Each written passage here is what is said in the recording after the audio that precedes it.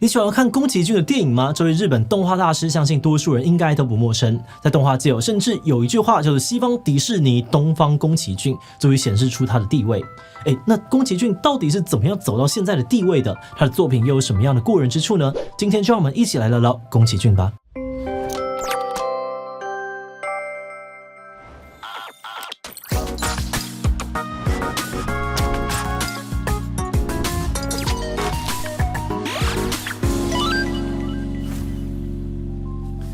Hello， 大家好，我是志奇。无论是在国际影展的殿堂，或是普通家庭的电视机上面，都有宫崎骏作品的一席之地。在台湾他的《龙猫》《神隐少女》等等的作品，更是很多人的童年回忆。那早在7月日本就已经抢先上映的《苍鹭与少年》，则是今年82岁的他多次传出退休之后又再度推出的新作。而且在几乎没有宣传的情况之下，这部片在上映的第一个月就拿下了将近14亿台币的票房。而外界也再度传言这部片可能真的是高龄82岁的宫崎骏最后的一部长片了。尤其吉卜力工作室在最近也宣布变更经营权，变成了日本电视台旗下的子公司。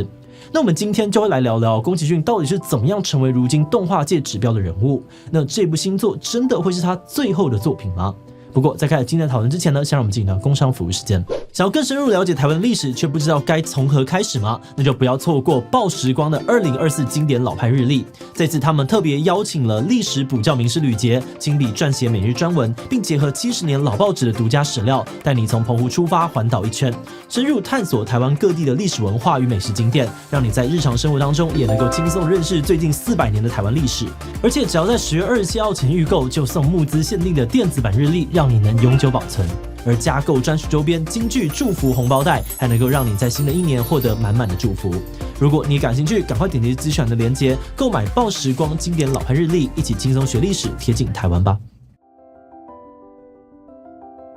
宫崎骏是在2战当中出生的，他出生的那年更恰逢了珍珠港事件爆发，2战全面升级。儿时的宫崎骏还曾经在弹雨当中惊险的逃生，不过战争也为他家带来了不错的收入，因为他父亲那边的家业是做飞机零件的军工企业。那因为这个样子宫崎骏从小就对于飞机很感兴趣，而对于艺术的兴趣，只是他为了代替常年住院的母亲照顾弟弟，时不时在纸上画画，说故事给弟弟听而培养出来的。高3那年，他看了日本第一部彩色动画片《白蛇传》之后，也对动画产业兴致勃勃。但是他上大学时却顺从了父亲的要求，就读政治经济系。结果在大学期间丝毫没有放下艺术热忱的他，一边读着这个日本产业论，一边狂画漫画。另外，就在他进入大学的那一年日本爆发了战后首次的大型社运，反对美国驻扎日本的安保抗争。而宫崎骏当时也加入了反战学生的抗议队伍。而在这个过程当中，他也开始反思战争，并且对于家里经营军工企业赚战争财这件事情怀有罪恶感，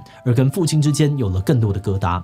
那在毕业之后，他也不再听从父亲的要求，而是按照自己的意愿进入了心心念念的动画产业。宫崎骏动画生涯的起点就是拍出《白蛇传》的动力公司，他在这里参与了许多部动画的制作，累积经验，也认识了日后跟他一起创办吉卜力的战友高田勋。而宫崎骏跟高田勋也双双加入工会担任干部，争取劳权。但是当时的动画产业正开始流行手冢治虫带起了低成本高产量模式，竞争非常激烈，导致东映赤字不断的在增加，劳资关系也持续的恶化。于是后来他们就一起跳槽，还3度共同进出不同的动画公司。这段期间宫崎骏也推出了他的第一部动画长片《鲁邦三世卡里奥斯特罗城》。虽然电影叫好不叫座，但他也因为这部作品的采访和动画杂志编辑铃木敏夫变成了好友，更被他邀请去连载漫画。后来宫崎骏也把这部漫画改编成了他的第2部长片《风之谷》，而且大受欢迎一口气赚到了将近8亿的发行收入。而赚到钱之后宫崎骏就把这笔收入投资给好友高田勋拍纪录片，但是因为钱还是不够用两人就打算自己做动画筹钱。于是在铃木敏夫的协助之下他们草草开了一间工作室，并且随意的拿了一架飞机的名字，将工作室取名为吉卜力。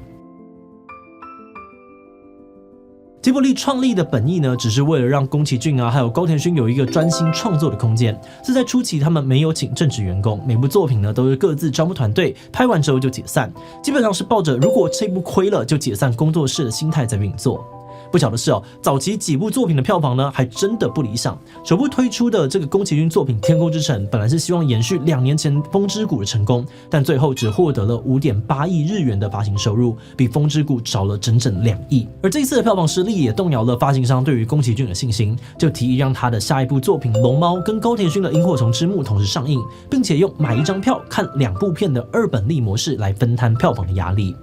但是，一部是充满童心的奇幻故事，一部是写实残酷的战争故事，调性差距极大的2部片绑在一起贩售，似乎反而影响了观众的入场意愿。最后2部片呢，得到的发行收入只有5.9亿，而在宫崎骏所有作品当中呢，《龙猫》也是首轮收入最低的一部。接二连三的票房失利之后呢，外界都在唱衰吉卜力的未来，甚至铃木敏夫也说，当时他们多少都有心理准备，如果下部片再没有起色，他们可能真的要关门了。但没有想到，后来却出现了奇迹式的逆转。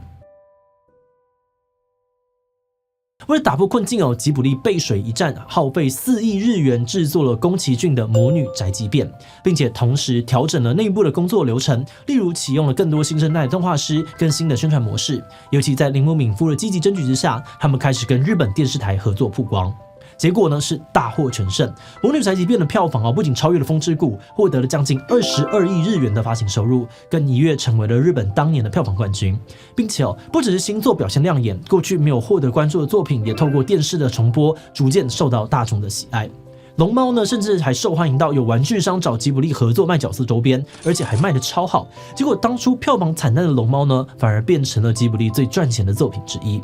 那有了经济基础之后，吉卜力也开始规划未来的发展。他们建立了新人的招募跟培训制度，也把旗下的动画师都转成正职，固定发放月薪，而不是按件计酬。那走上轨道之后呢，吉卜力后来推出的几部作品，也都在日本稳定的端出了亮眼的票房成绩。但这还不是巅峰接下来宫崎骏更开始在国际舞台上面大放异彩。宫崎骏作品走向全球的开端是1997年的《魔法公主》，当时铃木敏夫决定以前所未有的规模砸60亿日元宣传，结果《魔法公主》居然就打破了日本的影史票房纪录，也使得吉卜力呢开始跟迪士尼合作，首度进军国际市场，在北美上映。但是这个过程也相当的波折当时发行商坚持要删减片长，铃木敏夫呢甚至拿出武士刀大喊不准剪，才保留了完整的魔法公主。不过最后呢，美国的票房还是差强人意，吸取了这一次的经验呢，4年后的神隐少女成绩又再上了一层楼。不仅再度的打破纪录，成为了日本有史以来最卖座的电影，而且直到20年后呢，才被《鬼灭之刃》剧场版给超越，同时还刷新了日本动画的全球票房纪录。神隐少女呢，也就因此在世界各地成为了宫崎骏粉的入坑作。那能够有这样子的成绩其实也有赖于这个讲座光环加持，尤其是拿到奥斯卡史上首次颁给非英语电影的最佳动画长片奖。但是这些作品的成就呢，也不只是在票房跟奖项上，他们也凭借着好口碑，在一般市井小民的家中，以 DVD 电视串流等等的方式，在几十年之间不断的被反复播放，成为了好几个世代共同的记忆。宫崎骏作品好在哪里？每个人心中可能都有不同的答案，三言两语也很难讲完。所以今天呢，我们就简单提到几个比较常被提到的特色。首先，宫崎骏的作品基本上都是以手绘为主，比如《崖上的波妞》总共就画了17万张的原稿，而这样子的精致程度，让影像当中呢，大至城市山林的流动，小至角色的细微表情，都呈现出有别于电脑动画的律动感。另外呢，宫崎骏也很擅长利用动画空间打破人们的常规想象，创造出令人惊叹的奇幻世界，比如《天空之城》的浮空机器城市，霍尔的移动城堡当中多个空间组合成的移动城堡等等。而且这些世界呢，不只是在视觉上面很华丽，也往往跟作品内容相辅相成。像是移动城堡的内外空间，就建构出了霍尔的内在心理和外在的战争背景。那这种区隔呢，也被用来呈现霍尔反对战争的孤立状态。那像这样子，在奇幻世界当中融入了各种对于现实世界，还有对于社会议题的观察跟反思，也是宫崎骏作品相当为人称道的一点。像是《风之谷》当中探讨人跟自然之间的关系，《魔法公主》当中对于疾病污名化的指涉，而这个《神隐少女》当中呢，更隐含了环境儿童成长、性工作者、日本神灵信仰等等的议题。但是宫崎骏这种对于社会议题的反思，也曾经让他陷入争议之中。宫崎骏最争议的一部作品是10年前推出的《风起》。这部作品呢，是以日本零式战斗机发明者绝月二郎的人生为原型所创造出来的半虚构的故事。那虽然也获得了不少的好评赞赏但是片中对于战争的描绘，甚至是宫崎骏个人的观点，却引发了不小的批评声浪。首先，在日本国内呢，由于《风起》上映的时候，安倍政府正好呢想要推公投，修改宪法当中不能够成立军队的规定，因此有部分的日本右派人士就对于片中批评这个军国主义的台词感到不满。不过这种不满呢，可能更多是针对宫崎骏本人，因为当时宫崎骏特别写了一篇长文反对修宪，更直言日本应该要对侵华战争、慰安妇等等问题正式道歉跟赔偿。而这也让他被一些日本人批评不爱国，甚至说他是卖国贼，扬言拒看他的作品。矛盾的是一些日本自由派呢，还有部分韩国跟中国的网友批评的论点却完全相反。他们认为《风起》这部电影呢，把杀人武器的发明者，也是战争的加害者，美化成一个追求梦想的单纯青年，是在否认日本的战争罪行。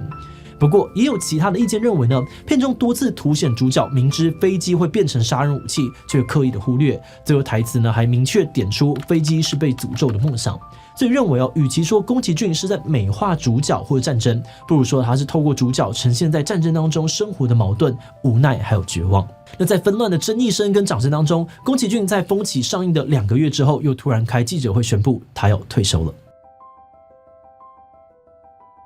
不只是风起宫崎骏近年每部作品呢都被冠上最后力作的称号，外界甚至认定他至少喊了7次退休又反悔。不过最近铃木敏夫呢向媒体澄清宫崎骏本人其实只说过2次退休，而且只有1次是认真的。第一次呢是1997年魔法公主的发布会上面，宫崎骏被问到下部作品是什么时候，有说过我每部作品都是抱着退休的觉悟在做，但这只是因为电影刚拍完呢就被追问而赌气说的。而至于第2次呢，是2013年《风起》上映之后的退休，就是动真格了。他特别开了一场记者会宣布退休，而且吉卜力的动画制作部门呢，也真的就此解散了。但是宫崎骏的老战友高田勋呢，似乎不太相信他真的会退休。他当时呢，直接告诉记者，就算宫崎骏收回退休宣言，也不要惊讶，因为他就是这种人。甚至呢，还私底下骂宫崎骏干嘛讲这种白痴的话。结果呢，如他所料，2017年吉卜力官网发新闻稿，正式收回宫崎骏的退休宣言，并且对外征才，表示要重组动画部门，原因是宫崎骏找到值得做的故事，而这个故事呢，也就是近期要上映的《苍鹭与少年》。而这部片也再度的被媒体标榜为宫崎骏最后一部，而且就在最近，铃木敏夫也宣布由于他跟宫崎骏都年事已高，也没有顺利的找到继承人，于是决定将公司卖给常年合作的日本电视台，作为他们的旗下子公司运作。这也代表着呢，宫崎骏时代的吉卜力工作室也即将来到了尾声。但不论如何据说现在82岁的宫崎骏呢，还是天天到公司报道，也已经着手进行下一部片的计划了。或许就像铃木敏夫说的，依照宫崎骏的个性呢，他是不可能退休的。应该有不少的观众跟我们一样真的都是看着宫崎骏的作品长大的，而且只要每次电视重播就会忍不住再看一次。那么觉得随着年纪增长呢，每一次重看好像都会有不同的感悟跟解读。比如小时候看《神隐少女》里面的无脸男，会觉得他只是那个奇幻世界当中一个没有理性的恐怖生物，但现在呢，我们反而会看到他很人性的那一面，对他内在的那种空虚也很有共鸣。